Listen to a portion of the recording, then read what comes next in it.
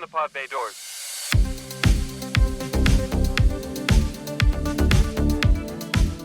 Greetings and welcome to another exciting episode of the Cinematic Traveler Podcast. I am your intrepid movie exploring host, Chris, and on this episode, we venture back into the Marvel Cinematic Universe with our first superhero movie of 2025, and that would be Captain America Brave New World, directed by Julius Ona, and starring Anthony Mackie as Captain America and Harrison Ford as President Thaddeus Thunderbolt Ross. And for you regular listeners, you know how excited I am to talk about Marvel movies. Oh, especially after the last several years. But maybe Captain America Brave New World will be the film that reignites the excitement that we used to get from all of these Marvel movies. But before we get into that, I need you to do me a favor. Whatever you're listening to the show on, somewhere on that screen, there is a follow button. If you could please click that button, I would appreciate it. It does help me and the show, but it also helps you because you won't miss any of my future reviews. And you can also go back and listen to previous episodes and hear my amazing, amazing reviews in my sexy, sexy voice. Also, if you could please share the show with anyone and everyone, I would appreciate that. Family, friends, enemies, I don't care. Just get someone to listen to the show. You can also share it on social media. Let them know what you're listening to. You can also follow me on social media. I'm on Instagram at Cinematic Traveler Pod. I'm also on X or Twitter at CMT Pod. I'm on Blue Sky. That one is at Cinematic Traveler something, something, something. I also have an email address if you'd like to do it that way as well. That one is thecinematictravelerpod@gmail.com. So you have plenty of ways to follow the show and get in touch with me and play along with contests and just let me know what you think of the show. You can also leave reviews on whatever you're listening to the show on. I'd appreciate that as well. So there, I got through all of that podcaster mumbo jumbo quick, fast, and in a hurry so we could dive into this episode. But before we do, let me ask you how you doing, my beloved listener. I hope you are doing well out there. You survived the romantic holiday, as it were, and all of that came with that. I wouldn't know. It's been so long since I've had to do anything on Valentine's Day that it's just basically another day of the year for me. I think for most single people we're that way, but I hope you had a great one. And the best part of the day that I'm talking to you on this show is that it is the furthest possible day from the next St. Valentine's Day.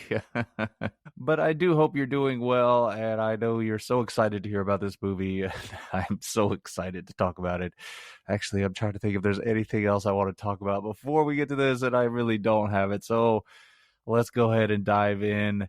Of course, I have to over-explain a few things. First, I am going to give you a spoiler-free review and a spoiler-free plot synopsis. Now, in that plot synopsis, I have hidden two movie quotes from movies that either share some DNA with this film or maybe run parallel or have some connection to this film. And if you can identify those movies, let me know through the various ways that I have given you earlier in this show, and I will give you a point for each one that you get right.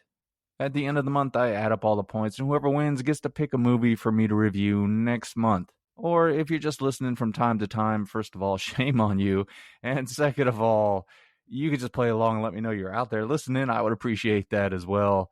I know it seems a little uncool, but you know what? That's the best time of the week, and that is to be uncool with Chris. So with Captain America Brave New World, once again directed by Julius Ona, who I looked back through his IMDb. The only thing I have seen partially was that movie that came out on Netflix. I don't know how many years that's been. Cloverfield Paradox, which I was excited for because I really liked 10 Cloverfield Lane. And I liked how they were using that Cloverfield thing to kind of give you different types of movies. And like I said, I made it about halfway into that and gave up on it. So that should tell you what direction we're going with this movie. So as we open the movie, we have Captain America, Sam Wilson, played by Anthony Mackie. He's on a mission to get a thing from a bad guy. I think the bad guy's name is Sidewinder, played by Giancarlo Esposito. And of course, Cap is able to complete this mission successfully, which leads to him being invited to the White House by newly elected President Thaddeus Thunderbolt Ross, played by the legend that is Harrison Ford.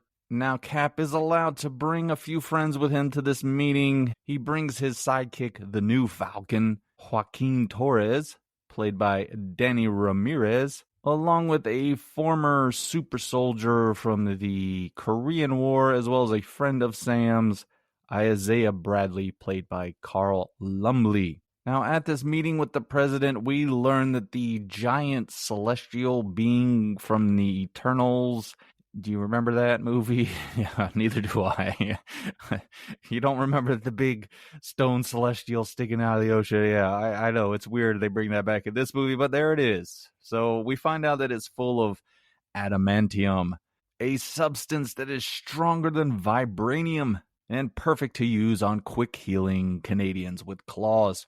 Well, it's in this meeting when suddenly Isaiah hears a very old song and is triggered, and he tries to kill the president, only to be stopped by Sam. With his friend in jail, Sam sets out to solve the mystery of who is behind all of this chaos and all of this conspiracy in the government. Now he has to hurry because there are several nations trying to claim that celestial as their own, which has the U.S. on the brink of war. Sam eventually figures out the mastermind behind this chaos, asking the villain something like, "Is that how a warped brain like yours gets its kicks? By planning the death of innocent people?" Hint, hint. But it is in this confrontation that Sam realizes the villain's plan go deeper than he realizes, as President Ross has been targeted by this madman to prove you either die a hero or live long enough to see yourself become the villain. Hint, hint. If you don't get that one, that's just really sad. I'm really sad for you if you don't know that one. So, through some creative use of gamma radiation, Ross is turned into an angry, screaming lunatic with oddly colored skin. So, like a real life president, I guess. Oh, I couldn't resist. So, will Captain America stop this villain and keep the Red Hulk from destroying anything in its path? Or will the bad guy win? Oh, come on. We know Marvel ain't got the balls to do that. At any rate, I'm not going to spoil any of that by answering these questions. But I am going to give you the best review for Captain America Brave New World in all of the podcast universe, nay, in all of the universe. So moving into the review, if this is your first time listening or you haven't listened in a while, I do break them down into 3 segments: the good, the bad, and the nitpicky. The good are the things I like in the movie. The bad are obviously things that I don't like. And the nitpicky, these are things that are neither good nor bad, just sometimes Hollywoodisms or just silly things I see in these movies that make my weird little brain laugh. And as I am trying to do with this podcast, I would like to make you laugh, because it would be nice to be able to do something positive in this world. Although you won't get much positivity in this review. Let's go into the good. And this won't take very long. Let's see. Really, there's not much. There's some action scenes in the movie, so that was all right. It was nice to see Harrison Ford.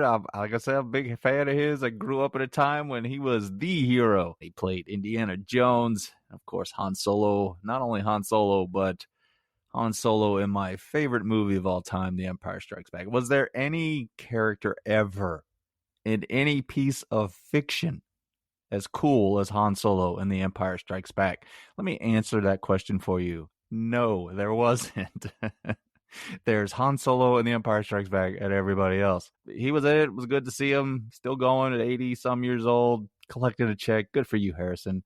I did like the Red Hulk when he turns into the Red Hulk. That was pretty cool looking. But yeah, so that kind of wraps up the good or the positive of this movie. Let's go into the negative, and hold on, everybody. This is going to take a while, because my God, this is a very, very bad movie. Oh, nothing creative at all in this film. They basically, have gone Winter Soldier light at certain points in this movie with the conspiracy and the intrigue, or alleged intrigue anyway, in this movie, that they try to follow that path of the great Captain America Winter Soldier movie, and they do not pull that off at all. And then they have this weird connection to other movies, that one of which I mentioned in the plot synopsis, The Eternals, which, again, I don't know how many people watched. I know I saw it. I have absolutely no memory of this movie. It took me a while. When the Celestial was shown on screen, I was like, I know I remember seeing that in one of the movies. Which one? It took me probably half the movie, which I had plenty of time because there are a lot of downtimes in this movie to figure out which one it was from. I was like, oh, fuck, The Eternals. God, I haven't even thought about that movie since I walked out of the movie theater when it came out. And then it ties in with The Incredible Hulk from 2008, which was really weird because, and I don't want to spoil anything, but there's some characters that return where, again, I was sitting there in the movie going, who the hell was that again? What movie? I know I've seen that person somewhere, but I can't remember. And then it was like, oh yeah, that movie. Why are they bringing that movie up after all these years? That movie's almost 20 years old. So yeah, it was just so uncreative and bland, and that's sort of what Marvel has become. It's just a cookie cutter thing. You know, if you've seen the preview for this film, you can basically figure out what the movie's going to be without even setting foot in a movie theater. It follows those same beats. You got action scene, comedic moment, fake drama, right back to action scene, comedic moment, fake drama, blah, blah, blah. And then it all wraps up with a nice bow at the end. I did mention the action scenes. They're in there. I don't think the fights, the hand-to-hand fights, were shot particularly well. You can really tell they're choreographed by the way the actors are moving. They just weren't exciting at all. They should have been, but I felt really nothing while I was watching that. There's a CGI air battle. You've seen that in the previews where they're flying around trying to stop these missiles and stuff. That was okay, but again, I had seen it in the previews. I wasn't interested at that point in the movie. I was just really done with this shit. I didn't care about these characters or what was going on screen, so it was just action for action's sake, in my opinion.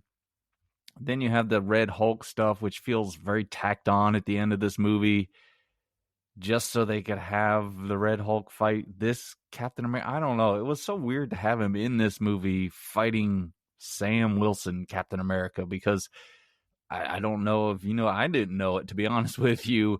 He doesn't take the super serum, so he's not like Steve Rogers, where he's been basically steroided up and he can do all these fantastical things. He's just a guy in the suit that's really high tech. It's almost like Iron Man. His suit does all the stuff.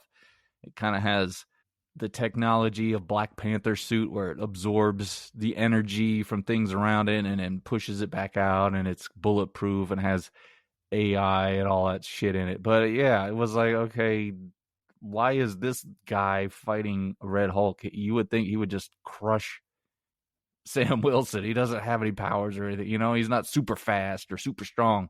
He's just a dude in a suit. And every time that Red Hulk grabbed him or punched him or threw him, I was like, okay, I understand the suits could protect him at a certain point. But yeah, he's basically going to be like mush inside of the suit when they open it up. There's also this scene at the very beginning. I mentioned he has this mission to get the thing from the bad guy. And he does, you've seen this in the trailer as well, because he comes swooping down as fast as, I think he's breaking the sound barrier, which is like 600 and some odd miles an hour.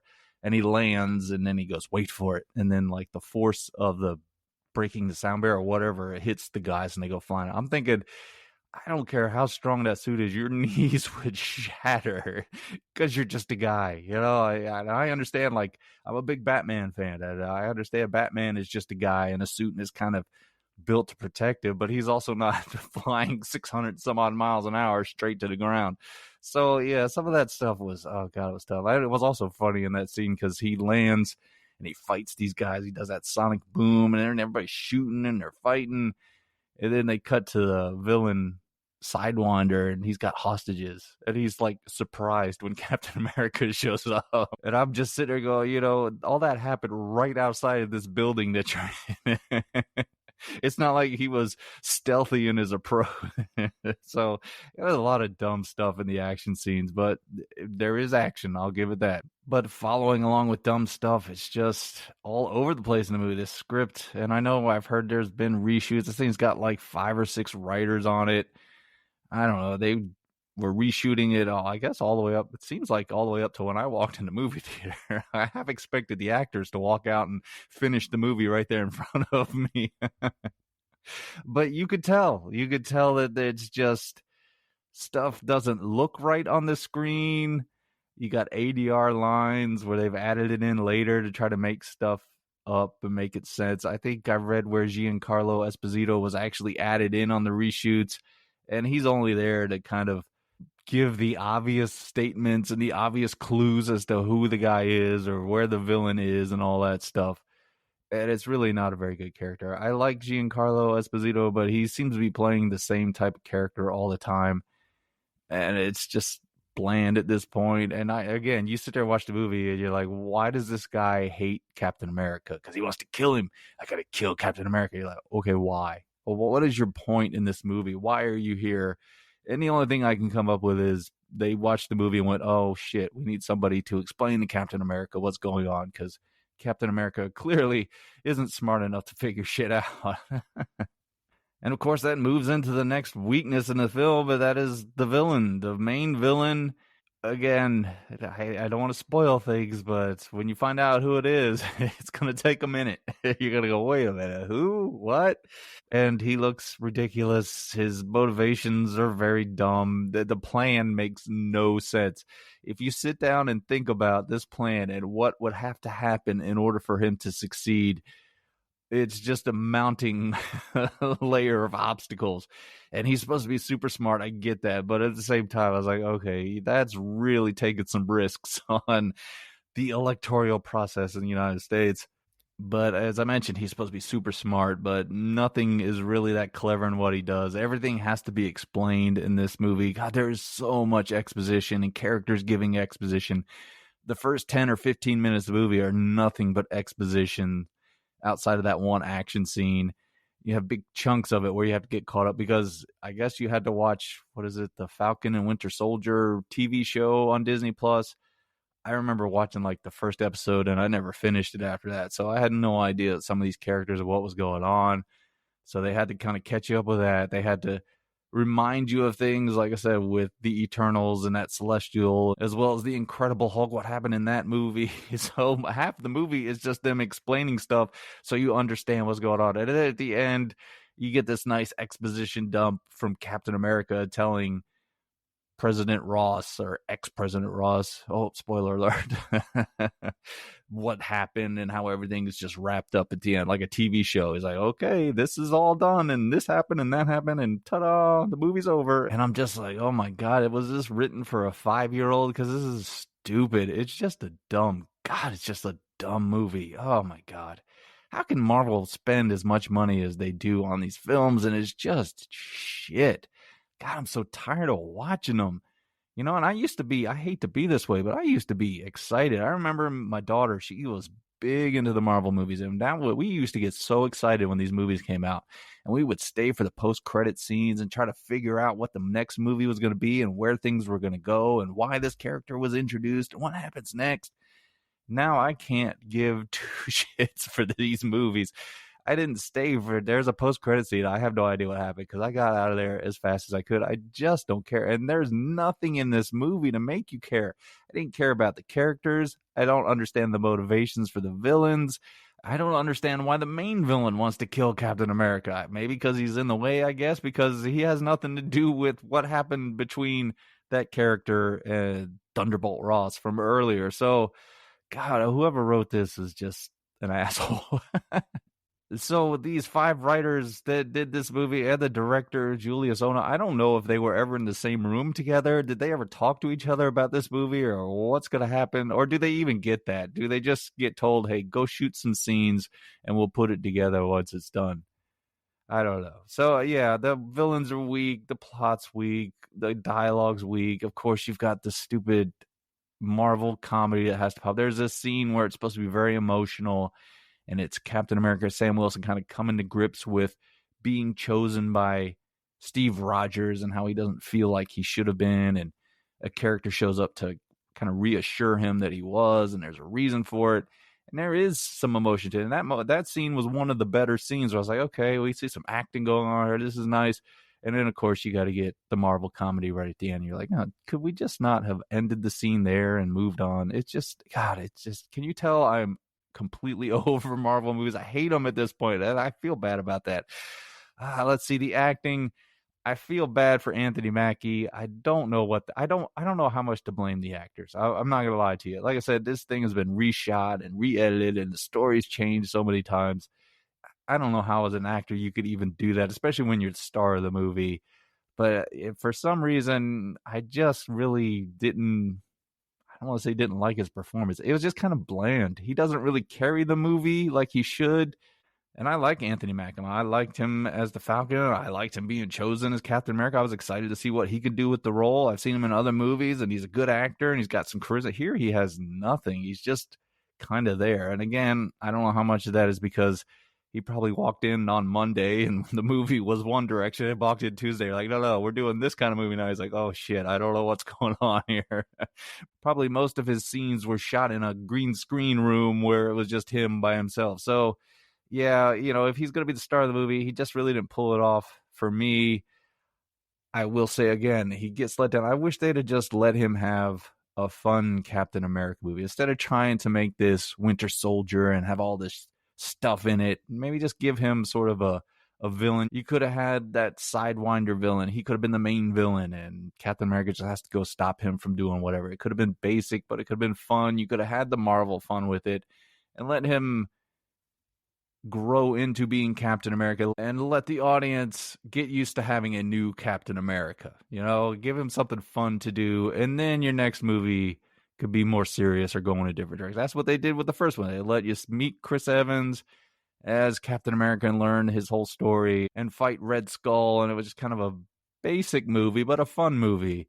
And then they bring him into Captain America Winter Soldier, which, in my opinion, is probably the best in all of the Marvel movies. Maybe Infinity War. That one was really good too. So at any rate, I wish they'd have given him a better movie to be in, and I feel bad for him in that, but I just don't think it was his best performance. How about that? And I also didn't like the character of Joaquin Torres, the new Falcon. I guess Danny Ramirez is all right, but yeah, he's just the comic relief, and that's what he is through the whole godforsaken movie. Every scene, he's got to be the funny one, and I was just like, oh my God, can we give this guy something more? Let him act a little bit instead of just being the one-liner guy.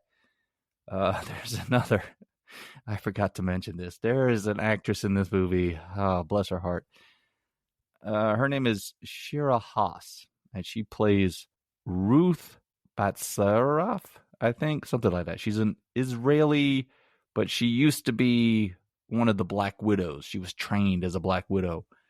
And she is President Ross's like secret security person. And she's kind of at odds with Captain America, and she plays other parts in this movie. But at any rate, since she was part of the Black Widow program and she was trained, like she's kind of this badass and she could fight and all this, and you're supposed to be scared of her. But this actress, I think she's about 4'9". I swear there are moments in this movie where she's standing next to her. She looks like a child, like an 11-year-old. And that's not her fault. I'm not blaming the actress at all. She's just extremely miscast for what they want her to be in this movie. And when she's fighting people, you could definitely tell that these giant stuntmen are like, okay, it's my turn to fall down to the ground now. But it was just so comical. Not just the fight scenes, but just when she would be standing next to these other actors, they look like giants, and she's this tiny little lady. Oh, they should have not cast her in that role. What were they thinking? Oh, I don't even know what they were thinking with this movie. It's so bad. I could just go on and on with all the stupidity in this film. Again, I don't want to spoil anything, but yeah, this is just a bad movie. So let's go ahead and move into the nitpicky. I don't have much here because I'm not going to lie to you. I zoned out several times in this movie. I guess that's something else I could put in a negative. It has its action scenes, but then it has the stupidity of this intrigue or this thriller movie they're trying to be that is completely stupid because it's all exposition throughout the whole movie. So my brain just tuned out. I could not even keep notes very well. So let's see. I think I only got a couple. My first nitpicking again, these are things that are neither good nor bad, just things they put in the movie that make me laugh. There's a point where they find this super secret prison for these really bad criminals, these comic book type supervillains that Sam should be familiar with. I mean, he's been in enough of these movies and fought enough crazy creatures to know that when you go into one of these buildings, you shouldn't just open the cell doors if you don't know what's on the other side. I laugh pretty hard at that because they're going through there. There's this one door that's closed. As they're like, okay, open it. I'm like, you have no idea. That could be some giant shape-shifting creature that could rip everybody in half in the room. You know better than that, Sam. You've seen everything. You've seen Thanos and everything that he brought to Earth. You fought aliens and robots. I mean, come on, dude. Scout out the room first, or maybe just don't open the doors. I probably would have left or called for backup or something. I don't know. Let's see. My only other nitpick for this film, and this really doesn't even have anything to do with the film other than the actor that gets turned into the Red Hulk. And that, of course, is Harrison Ford, who you may or may not know. He's not a big fan of being asked questions by fans of Star Wars about Star Wars. He gets a bit grumpy about that. He doesn't keep up with the lore or anything. It was just a role to him. Probably one that he would rather forget, even though it did make him the star that he is today. He would not be Harrison Ford without Han Solo. But at any rate, I just thought it would be funny for the movie to end with him walking down the street and some guy asking, like, so when you're flying the Millennium Falcon, which switch do you throw at him? Just suddenly turn into the Red Hulk and throwing all these Star Wars nerds around. I would be one of those Star Wars nerds that he would throw around. Hey, Han, what did you mean by 12 parsecs? Knock you across the room or something. I could see Harrison Ford actually being like that, just at some Comic-Con, just turning into the Red Hulk after so many Star Wars questions. But anyway, that's how my weird brain works. It's definitely adventure living inside of my head.